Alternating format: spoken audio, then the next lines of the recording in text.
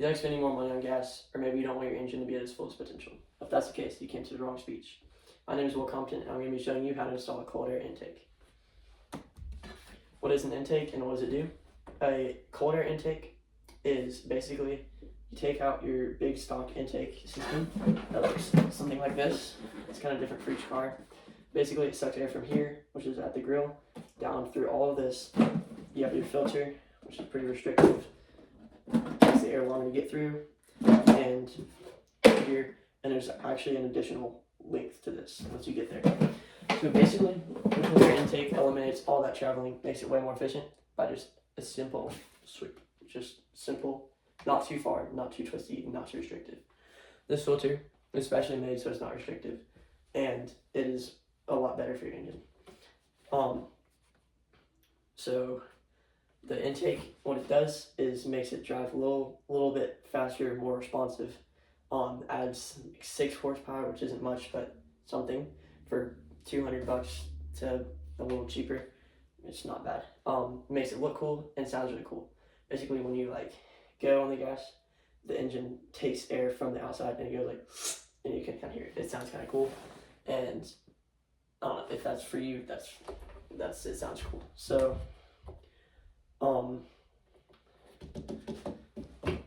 yeah, it looks cool, sounds cool, and there's a slight horsepower gain, and it might save you on gas. Step 1, you're gonna remove all the bolts from the intake system. I'll show you where they are. So basically, you're gonna have a bolt here and this right here. In between this and this is called the intake manifold. It's where it connects to the engine. So when you're doing something, you're always want to start from the engine. So basically, you take this off, take that off. It's a little blurry. You're gonna take that off, and then there's gonna be 3 or 4 bolts down on this end of the box. The box is this piece. There's gonna be bolts there. And I can actually show you where the bolts are. Hold on one second. Yeah. So the bolts are gonna be here, there, and then there. So mine has 3. Yours might have something different. I don't know. It kind of depends on what model of car you have. And speaking of that, I don't want to get too off track. But when you get one from the store, you want to get a good brand, either like K&M and some other. You have to look it up. Oh, I forgot. K&M is the best in my opinion. And then you want to make sure it's specifically made for your car. You don't want to get something that's not for your car because it's not going to work. All right, step 2. You're basically going to take all the parts from the system off. So you're going to take the filter thing out, filter, manifold out, and then all the rest of the housing. So that's going to be this arm right here.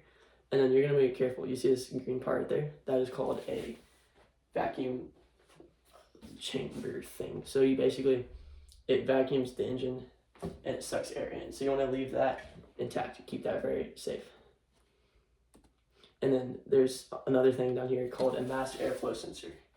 And basically that tells how much air your engine's getting so it can use the right amount of gas to get there. You want to keep that, never get rid of that. That is very important. And then you're going to take all this out, leave the mass airflow sensor and the vacuum tube. Step 3, you're going to install your cold air intake. I will show you mine, but it's in my car right now and I can drive it without it. So I'm going to leave that in there, but I'll show you a couple pictures. This is what it looks like right there.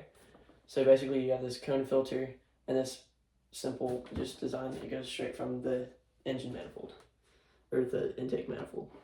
So sometimes it has this housing that keeps the air a little bit colder and cleaner.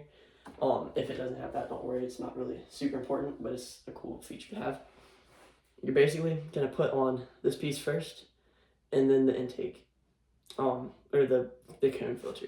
So you're gonna screw these on with if it comes with the things like the little rings, put that on there, and if not, just use the bolts you had, and then put this on later, and it'll fall into the right spot. You don't have to worry anything else putting it on.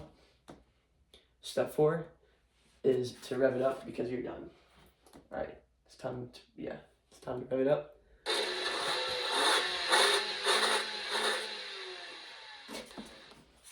All right, thank you for watching my speech or listening to my speech. I hope you learned something cool, and thanks for watching.